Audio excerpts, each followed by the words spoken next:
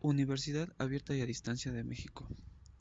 Materia: Introducción a la Ingeniería en Logística y Transporte. Alumno: Daniel Alberto Ángeles López.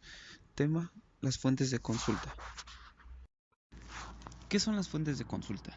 Son documentos que de una u otra forma difunden conocimientos en propósitos de un área. Pueden ser primarias, secundarias o terciarias. Esta información original ha sido publicada por primera vez y que no ha sido filtrada, interpretada o evaluada por alguien más. Para poder reunir la información que necesitan estas fuentes de consulta, debemos de tener en cuenta la observación, reuniones de grupo, métodos experimentales, encuestas, entrevistas o experiencias de campo o laboratorio, entre otras. Hay fuentes secundarias, que son los datos realizados previamente sobre el tema que se desea investigar, de los cuales ya existen algún medio como informes, páginas web, libros, investigaciones previas y documentos, etc. Este tipo de fuente es muy útil para ahorrar lo que es tiempo de investigaciones que ya se han realizado, para evitar así esfuerzos y costos innecesarios. Las fuentes secundarias se dividen en dos, en fuentes documentales de primera mano y fuentes documentales de segunda y tercera mano. Las fuentes documentales de primera mano son documentos impresos que contienen datos y fuentes originales, que no han sido distorsionados o modificados. Un ejemplo de los documentos de segunda mano son textos didácticos, periodísticos, informes gubernamentales y libros de divulgación popular. Los de segunda y tercera mano son guías físicas o virtuales que contienen información sobre las fuentes secundarias que facilitan el control y acceso a toda gama de repertorios de referencia. Las fuentes de consulta más solicitadas o que más se utilizan son la APA, la MLA y el formato Chicago. La Asociación Americana de Psicología, o APA por sus siglas en inglés, es una organización científica que se fundó en el año de 1892. En sus inicios se estandarizaban los métodos y terminología usadas en el ámbito de psicología.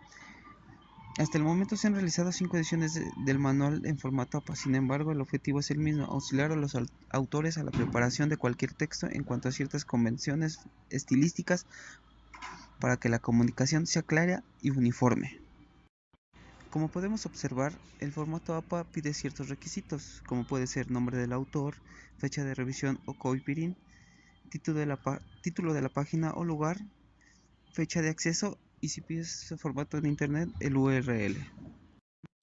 Como podemos observar, hay diferentes documentos que piden el formato APA o que lo utilizan frecuentemente, como pueden ser documentos en línea, artículos de revista científica, etc. Aquí vemos ejemplos en los que se nos puede requerir un formato APA. LA, por sus siglas en inglés, que significan Asociación Moderna del Lenguaje. Esta asociación estadounidense es una entidad muy importante de bibliografía, sobre todo en habla inglesa. Se han publicado varios libros o varios volúmenes de normas de estilo de bibliografía que utilizan mucho en literatura y artes y humanidades. Como podemos observar, a través de estos ejemplos y ejercicios podemos identificar los elementos, orden y forma de tipografía en las referencias en el formato MLA, como pueden ser nombre del autor, año de publicación, entre otros. Como podemos ver en el ejercicio o ejemplo, lo que nos pide para hacer un formato MLA. Arroyo González, de Tecnología, una salida para la crisis de agroalimentaria, Plácidas y Valdés, 1988, impreso. Este es un ejemplo de formato MLA. El Manual Estilo Chicago es un libro publicado en el año 1906 por la Universidad de Chicago. El Manual Estilo Chicago incluye guías, consejos y referentes a la gramática, ortografía y tipografía de la lengua inglesa, citas, diálogos o referencias bibliográficas, además de aspectos propios de la publicación. Está considerado como uno de los manuales de estilos más relevantes y prestigiosos de los Estados Unidos. Podemos ver en los siguientes ejemplos, hay varias citas en el Manual Estilo Chicago. En los ejemplos podemos ver autor y fecha, que se utiliza por lo regular para ciencias. Para las humanidades tenemos una cita con estilo de bibliografía y hay notas a pie de página que más o menos manejan el mismo estilo, que nos pueden pedir nombre o apellido del autor, fecha, página, etc.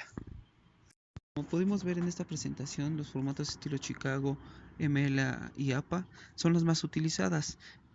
Cualquier tipo de documento, libro, página electrónica, etcétera, se puede citar algún tipo de bibliografía en este tipo de formatos.